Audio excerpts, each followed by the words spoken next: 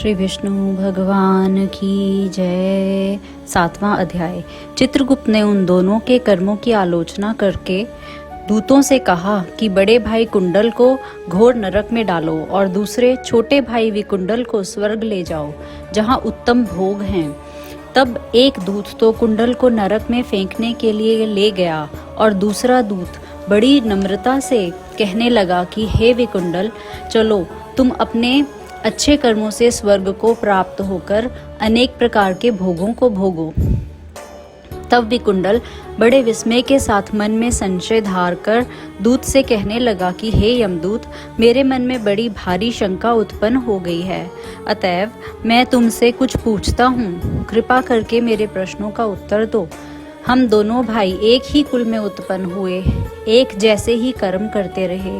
दोनों भाइयों ने कभी कोई शुभ कार्य नहीं किया, फिर एक को नरक क्यों और दूसरे को स्वर्ग किस कारण प्राप्त हुआ? मैं अपने स्वर्ग में आने का कोई कारण नहीं देखता।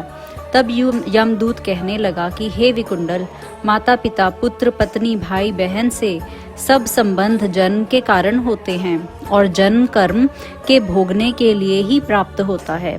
जिस प्रकार एक वृक्ष पर अनेक पक्षियों का आगमन होता है, उसी तरह इस संसार में पुत्र, भाई, माता पिता का भी संगम होता है।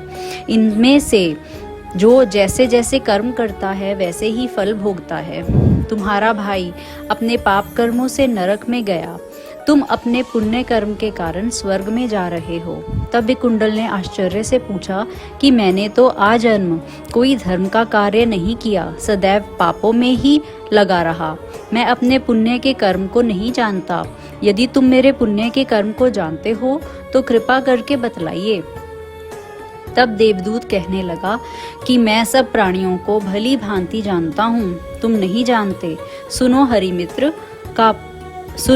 हरिमित्र का पुत्र सुमित्र नाम का ब्राह्मण था, जिसका आश्रम यमुना नदी के दक्षिणोत्तर दिशा में था। उसके साथ जंगल में ही तुम्हारी मित्रता हो गई और उसके साथ तुमने 2 बार माघ मास में श्री यमुना जी में स्नान किया था। पहली बार स्नान करने से तुम्हारे सब पाप नाश हो गए और दूसरी बार स्नान करने से तुमको स्वर्ग प्राप्त हुआ।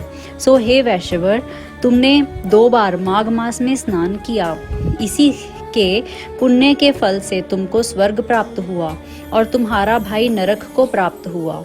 दत्तात्रेय जी कहने लगे कि इस प्रकार वह भाई के दुखों से अति दुखित होकर नम्रता पूर्वक मीठे वचनों से दूतों से कहने लगा कि हे दूतों, सज्जन पुरुषों के साथ 7 पग चलने से मित्रता हो जाती है और यह कल्याणकारी होती है। मित्र, प्रेम की चिंता न करते हुए तुम मुझको इतना बताने की कृपा करो कि कौन से कर्म से मनुष्य यमलोक को प्राप्त नहीं होता, क्योंकि तुम सर्वज्ञ हो। बोलो श्री विष्णु भगवान की जय।